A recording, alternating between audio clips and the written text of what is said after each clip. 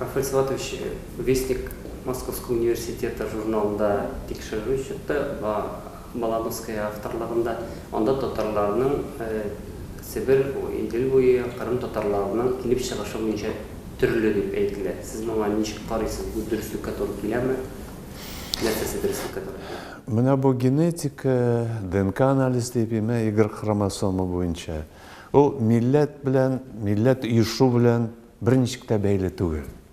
Ол әр милләтті түрлі гаплогруппа деген нәрсе бар енді, мына егір хромосоманы текшергенде, анда алар қоядыр үйішалар бірге, мәселен, икіміздің бір гаплогруппа болу мүмкін, ол қанымның екінші, үшінші, дүртінші. Әр милләтті алар түрлі. Аны әйтіп болмай, Сібір татарының мына біргіне, Сібір татарнықы өзінің гаплогруппасы deyip, Қазаннықы, Қырымнықы. Алар алай айырылмай. Һәм мына татарда енді ниндегіне жоқ. Әлі нинди түрлі үшірі, фақат мына монголнықы ғына жоқ. Негедір. Қолғаны бар. Мәселен, мишәрлерінің яхутлар білән бик яқын. Бізнікін ғұман алсаң татарнықы орыс білән шағыштырғанда бик яқын бізнің. Мына анда R1A, R1B да бар, фин дегеннікі да бар, Азияныкі да бар. Орыста да, татарда да, ләкин біз түрлі милләт. Ол дұрыс түгіл, ғұлман дұрыс түгіл, мына генетика милләт білән бәйләу.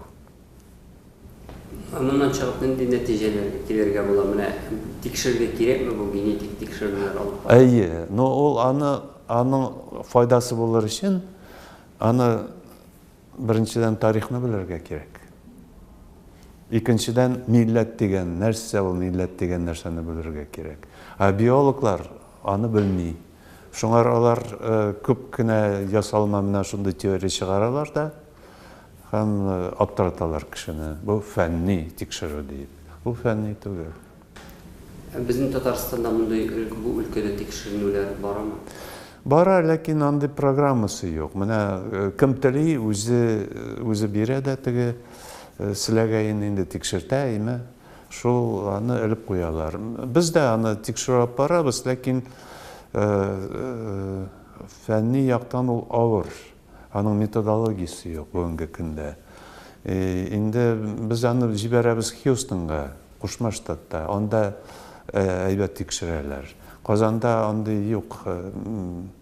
Мәскәүдә бар енді андай нелер, үзәкләр, ләкин аңар бик ышаныч та жоқ. Алар түрліше сөйлей, менә кім ақша төлей, шулай сөйлейләр.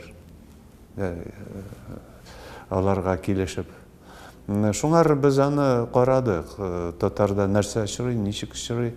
Ол файдалы, бәсімі, қой вақыт мына конкрет бар, кішінің шәжәрәсі бар. Ләкин ол 17 ғасырға барып жетеді, документлар, шығанақлар үзілі. Тирәнірек біләсін келсе, мына шында қой вақыт аның файдасы бар. Қой вақыт жоқ. Бізге қызық енді мына қорға тігі қойсы тирәден нинді қабилә келіп шыққан екен Идил бойына дейіп. Шында, мына мәселен менікі бик сирәк, шындай реликтовый. Андай тағы бір кішігіне табылды Татарстан жерінде, Рәсей жерінде де етіп бұла. Сирәк ол хуннардан келәдір. Но менің мына Рюриковичлар меңа туған дейіп әйтіп бұла. Алар бұяқтан шыққан, алар Скандинавиядан түгел. Алар мына шул финлардан, марилардан дарында Идил бойынан шыққан. Менде де шундай қан бар ақырсы.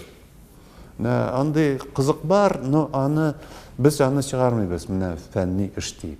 Аның әлі аңар барып жетмәдік, андай дәрежеге. Тігі биологлар енді рахатланып сөйлей, нәрсәтілей, шуны сөйлей.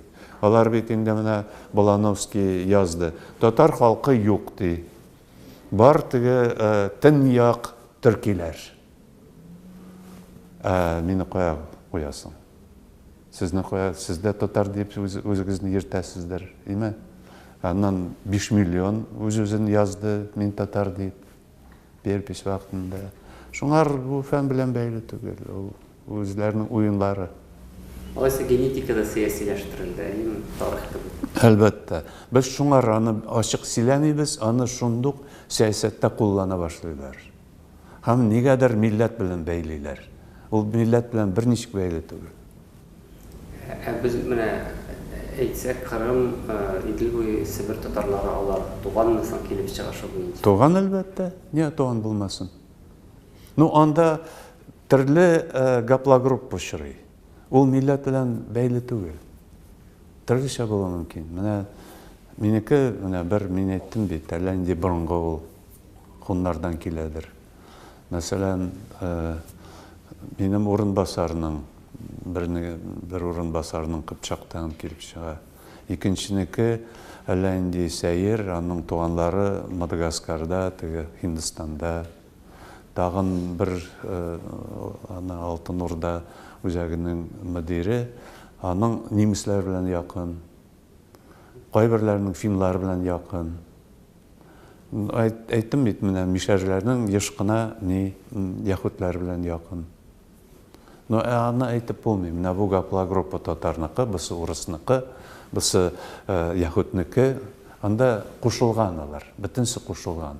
Милләт, аннан без татар милләте бит Алтын Урдада инде күпме генә анда халык килеп кушылды да, татар теленә күчеп, нитеп, мәдәниятен итеп, без милләт дип әйтте. Шуңар анда урыс гаплогруппасы диләр, менә Эрадина. Но алар татарда да шуның хәтле очрый. Мәсәлән, Эрадина, Эрадин-Б, аны әйтәләр, бу Европаныкы дип, име? Мәсәлән, Алтайда ул 55% очрый. Алайса Алтай уйгырларда 30%, үзбәкләрдә дә шул 27%, име? Кыргызда 44% Европаныкы. Алайса Европада әле ул халыкларда кимрәк очрый. Алайса булып чыга Европа, Азиядәме? Шуннан килеп чыккан. Шуңар бу катлаулы нәрсә һәм аны берничек тә милләт белән бәйләп булмый. Бу өлкәдә нинди бездә өйрәнүләр барачакмы, барамы алар? Ну, без өйрәнәбез, шауламыйча гына. Безгә кызык, менә каядыр чыганаклар юк бит, без аны чагыштыра алабыз. Мәсәлән, безнең каядыр татарның монда яши торган гаплогруппасы бар икән, Алтайда бар, шундый охшаш. Бәлки алар бәйледер, аның менә тирәнгә китә башласаң, кая теге Манчжуриянданмы, Кытайданмы килеп чыккан, әллә бүтән җирдәнме? Ну, бүген безнең җитеп бетми, теге аны каядыр 300-500 кеше бирде, ул бит үзе түләп бирә, теге программа юк андый. Без аның турында нитеп караган, сөйләшеп караган бер спонсор белән. Ул вакыта бирде дә, әле акча күчермәде. Без аны бер 3 ел теге татар халкын тикшерсәк, бәлки тагын ачылыш булыр иде ниндидер. Ләкин без аны сөйләргә ашыкмыйбыз. Менә теге бу Балановскийлар сәясәткә кирип китте. Шул. Һәм алар кай вакыт бер китапларын укыган идем. Алар бирә теге мәгълүмат, күп кенә мәгълүмат бирә, инде нәтиҗәдә гомумән бүтән фикер сөйли. Теге кем акча биргән, шуңар килештереп аның нәтиҗәсен сөйли. Иштә аның материаллары бүтән турында сөйли.